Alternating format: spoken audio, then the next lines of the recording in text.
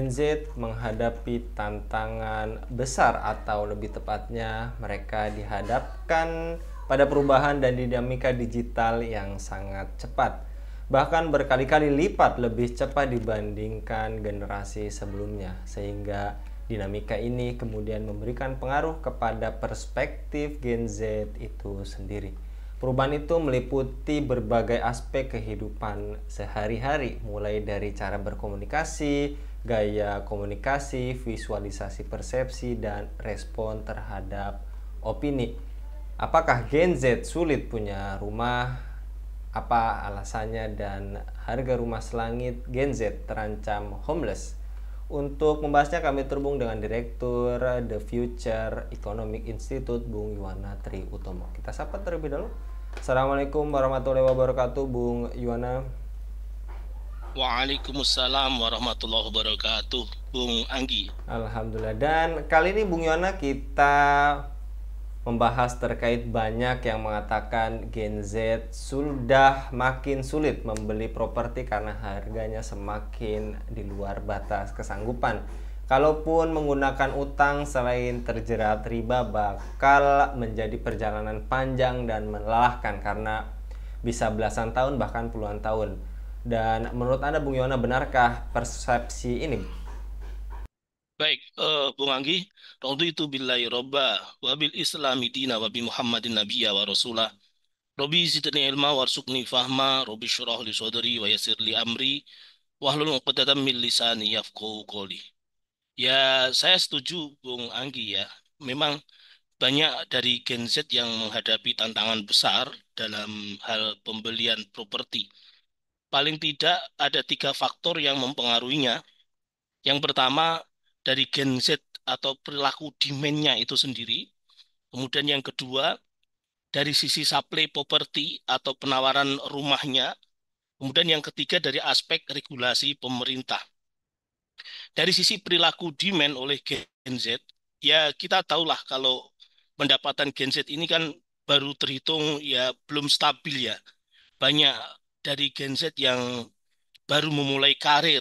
Mereka baru lulus kemudian apa mencari pekerjaan, mendapatkan pekerjaan. Jadi dari dalam tahap ini mereka mulai bekerja dengan pendapatan yang belum stabil tadi atau mungkin bahkan juga belum cukup tinggi.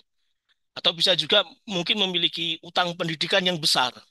Jadi menyisakan lulus lulus sekolah, lulus sarjana misalnya, terus kemudian dia masih menanggung utang pendidikan yang semakin mengurangi kemampuan mereka untuk menabung membeli rumah atau mungkin sekedar untuk uang muka saja masih belum bisa. Nah, kemudian selain itu juga biaya hidup yang semakin tinggi, gaya hidup mereka, lifestyle mereka ya semakin naik ya, terutama di kota-kota besar. Ini juga mempengaruhi kemampuan Gen Z untuk menyisihkan uang mereka untuk membeli properti. Biaya kebutuhan sehari-hari ini ya transportasi misalnya terus kemudian hiburan kan bisa juga menyedot sebagian besar pendapatan mereka itu. Ini dari satu faktor. Kemudian faktor kedua dari aspek penawaran rumahnya, dari aspek supply-nya. Memang harga propertinya terlalu tinggi dan terus meningkat dari tahun ke tahun. Bahkan seringkali lebih cepat daripada kenaikan gaji atau pendapatan mereka. Kenapa? Karena hal ini tentu saja selisih ya semakin semakin cepatnya menaiknya meningginya harga properti sementara kenaikan gaji Gen Z yang baru bekerja tidak begitu cepat ini tentu eh, membuat kemampuan atau daya beli properti Gen Z ini semakin sulit.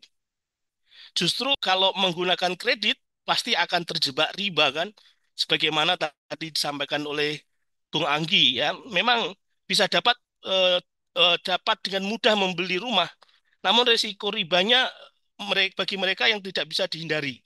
Nah, selain itu kredit properti ini biasanya merupakan komitmen yang jangka panjang ya, yang bisa menjadi beban finansial yang berat dan justru melelahkan.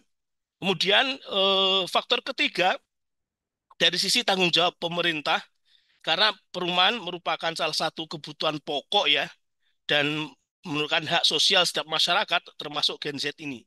Namun penyediaan sebagian besar perumahan di Indonesia selama ini kan masih dilakukan secara swadaya oleh masyarakat, baik sifatnya membangun sendiri. Ya kalau kemudian Gen Z diminta membangun sendiri, uangnya dari mana gitu kan? Maupun menyewa kepada pihak lain gitu kan. Paling banter mereka bisa mungkin menyewa ya. Di mana mayoritas warga negara Indonesia ini masih menganut pemahaman bahwa perumahan itu sebagai barang privat, bukan menjadi tugas pemerintah dalam penyediaannya, sehingga pengaturannya dilepas dan dikelola oleh swasta gitu, tanpa pengaturan secara khusus. Nah, padahal di peraturan perundang-undangan ya, seperti Undang-Undang Dasar 45 Pasal 28H, Undang-Undang 39 tahun 1999 tentang apa? Tentang tentang pasal 40 ya, saya agak lupa itu. Undang-Undang nomor 1 tahun 2011 tentang PKP ya, tentang perumahan dan kawasan pemukiman itu juga menjelaskan bahwa negara memiliki kewajiban memenuhi, melindungi dan menghormati hak warga negaranya atas rumah ini. Tapi lantas kalau kita realitasnya sehari-hari, bagaimana seharusnya peran pemerintah ini dalam menyediakan perumahan bagi masyarakat selama ini, termasuk termasuk pada Gen Z ini. Jadi begitu, Bung Anggi. Baik, dan juga kita ketahui Bung Yona, ketersediaan lahan sebagai tempat hunian pun semakin berkurang baik di perkotaan maupun di pedesaan. Sempitnya lahan khususnya perkotaan akibat pembangunan kantor-kantor, pusat perbelanjaan, rumah mewah hingga pabrik juga menyebabkan harga tanah makin melonjak tajam. Apakah pemerintah punya solusi terkait ini menurut Anda Bung Yona? Ya sebetulnya ya pemerintah Indonesia sudah memiliki inisiatif terkait dengan problem ini, Bung Anggi. Jadi pemerintah Indonesia melalui Menteri Pekerjaan Umum dan Perumahan Rakyat Pak Basuki ya, yang dibantu oleh dirjen-dirjennya, di antaranya ada Dirjen Perumahan ya, memiliki program 1 juta rumah itu sudah ada. Terus kemudian bantuan subsidi perumahan serta pengembangan perumahan berbasis komunitas itu telah diluncurkan untuk mengatasi masalah ini. Namun sekali lagi efektivitas dari program-program tersebut seringkali tergantung pada implementasi dan koordinasi antar berbagai lembaga pemerintah. Selalu saja seringnya berharap pada dukungan sektor swasta. Nah, padahal peran pemerintah ini baik di pusat maupun di daerah ini tanggung jawabnya sangat besar. Upaya apa? Upaya untuk meningkatkan taraf hidup masyarakat melalui program penyediaan rumah yang layak ini, khususnya bagi masyarakat berpenghasilan rendah, itu harusnya gercep gitu, harusnya gercep itu. Tapi kemudian tidak gercep. Nah, misalnya beberapa peran pemerintah ya dalam penyediaan perumahan layak itu ada peran perencanaan, peran pendidikan, peran peremajaan, koordinasi, pembiayaan ya. Khusus untuk peran pembiayaan ini, pemerintah berupaya untuk membiayai perumahan dan pembiayaan produksi perumahan melalui beberapa strategi ya. Misalnya yang lagi rame akhir-akhir ini adalah TAPERA, tabungan perumahan rakyat. Kemudian bantuan pembiayaan perumahan berbasis tabungan, BP2BT ya, istilahnya begitu. Kemudian melalui skema kerjasama pemerintah dan badan usaha. Tapi ya itu tadi Bung, bagaimana bagaikan mengurai benang kusut ya, kepentok dengan problem yang sifatnya sistemik. Baik sistem yang sifatnya teknis dengan gonta-ganti regulasi misalnya, maupun sistem yang sifatnya filosofis akibat paradigma kapitalisme ya, paradigma pembangunan yang bernuansa kapitalistik sekuler ini. Ujung-ujungnya nanti jatuh pada lubang yang sama. Ya, berapa banyak infrastruktur bahkan proyek strategis nasional ya yang mangkrak ya, Hambalang yang beberapa di rezim sebelum Pak Jokowi ini, terus kemudian Bandara Kertajati di rezim Pak Jokowi, bahkan IKN yang terancam menjadi kota hantu dan sebagainya itu harusnya menjadi pelajaran. Kalau proyek strategis nasional aja begitu banyak yang mangkrak, ini pembangunan rumah apalagi kemudian begitu, Bung. Makanya kemudian hendaknya meninggalkan paradigma pembangunan yang sifatnya kapitalisme sekuler ini. Begitu, Bung Anggi.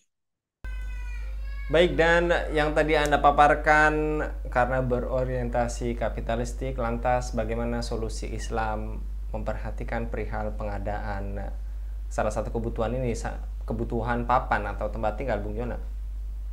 Jadi Bung Anggi, dalam Islam sudah sangat jelas ya, al-imamu ra'in wa huwa mas'ulun an ra'iyati. Hadis ya ini. Pemimpin itu atau penguasa atau pemerintah itu laksana penggembala yang dia bertanggung jawab atas kesejahteraan gembalaannya.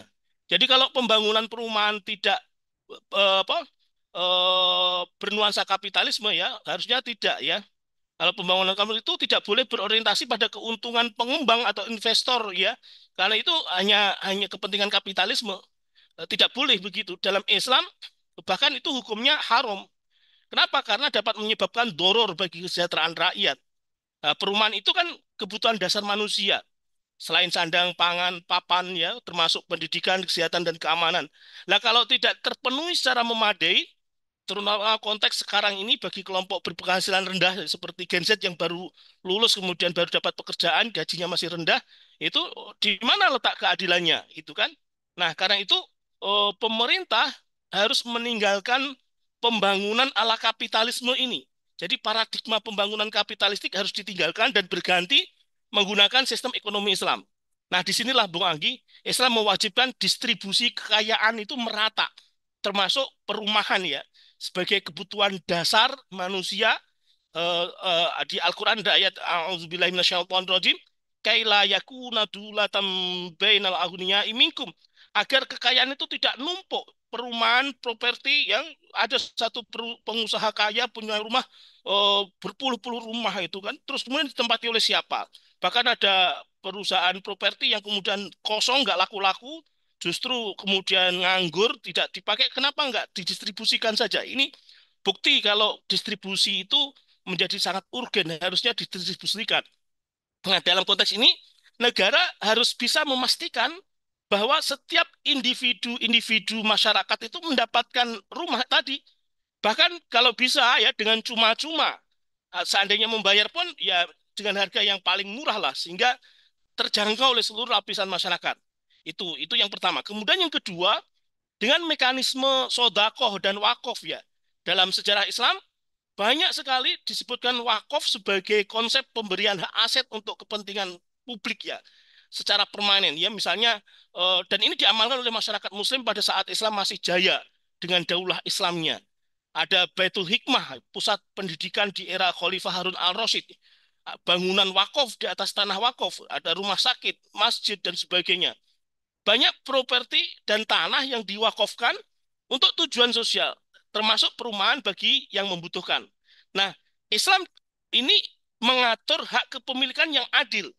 Jadi, Islam mengakui hak kepemilikan properti adalah hak milik individu, tetapi juga menekankan bahwa kepemilikan individu tersebut harus digunakan sesuai dengan syariat Islam. Tidak boleh ya kepemilikan individu tadi digunakan dengan melanggar syarak. Tanmiyatul malnya, pengembangan hartanya itu tidak boleh melanggar syarak. Misalnya punya rumah dijadikan untuk rumah bordil, naudzubillah min dzalik. Punya rumah dijadikan untuk camp perjudian, naudzubillah min dzalik. Enggak boleh begitu itu. Haram hukumnya. Al wasilatu ilal harami haramun dan sebagainya. Intinya ketika seorang individu memiliki rumah, rumah tersebut menjadi sarana dia untuk beribadah kepada Allah Subhanahu wa taala. Ya tidak untuk kebaikan-kebaikan masalah masyarakat ya, tidak boleh disalahgunakan untuk menindas apalagi mengeksploitasi orang lain. Kemudian yang paling penting lagi adalah pembiayaan rumah. Pembiayaan rumah dalam Islam tidak boleh menggunakan riba, haram hukumnya. Riba atau bunga ini dilarang ya karena eksploitatifnya itu. Selain kemudian bisa menjadikan utang yang numpuk-numpuk yang kemudian distribusi jadi tidak merata ya, ini juga pasti riba itu wahallallahu bai'a wa harrama riba. Allah telah menghalalkan jual beli dan mengharamkan riba. Ini tidak boleh digunakan. Nah, pembiayaan perumahan dalam Islam lebih menekan pada model kalau misalnya bisa juga bagi hasil ya, merubah musyarakah itu bisa lebih adil dan tidak memberatkan. Itu terus kemudian yang terakhir, yang paling penting sebetulnya adalah kebijakan pemerintah. Pemerintah yang menerapkan prinsip-prinsip Islam, ya bahkan pemerintah berani merubah paradigma pembangunannya dari kapitalisme ke Islam, itu akan memprioritaskan kebutuhan masyarakat, termasuk sandang pangan, papan, termasuk hunian ini, termasuk perumahan ini, sehingga kemudian semua masyarakat secara praktis mendapatkan mendapatkan kebutuhannya itu tadi. Ya, tentu dalam konteks sekarang pemerintah bisa saja kerjasama dengan beberapa pihak ya kerjasama dengan misalnya lembaga keuangan syariah yang benar-benar syariah ya, kemudian organisasi nirlaba, masuk edukasi kepada masyarakat yang luas. Itu penting sekali melakukan pembinaan bahwa kebutuhan dengan keinginan itu beda. Kalau kebutuhan memang harus dipenuhi, mohon maaf, untuk keinginan pemerintah tidak bisa memenuhi secara maksimal ya, sebatas kebutuhan dulu misalnya begitu, tidak mengapa. Tapi yang paling penting adalah tujuan dalam menciptakan sistem yang adil dan merata tadi dengan ekonomi Islam tadi itu terpenuhi, di mana setiap individu bisa memiliki akses terhadap tempat tinggal yang layak sebagai bagian dari kesejahteraan sosial mereka. Begitu, Bung Anggi. Wallahu alam bisawab. Baik, Masya Allah. Jazakallah Bung Yuwono untuk pemaparannya pada kabar petang kali ini. Mudah-mudahan ini menjadi solusi bagi Gen Z agar tidak menjadi homeless ya Bung Yuwono. Jazakallah sekali lagi. Mudah-mudahan Bung Yuwono senantiasa dilindungi oleh Allah Subhanahu wa taala dalam setiap aktivitasnya. Demikian pemirsa Ilava News yang dirahmati Allah, jangan lupa untuk subscribe, share, dan like sebanyak-banyaknya. Semoga menjadi amal kebaikan bagi kita semua di dunia dan di akhirat nanti. Saya Anggi Suara undur diri. Assalamualaikum warahmatullahi wabarakatuh.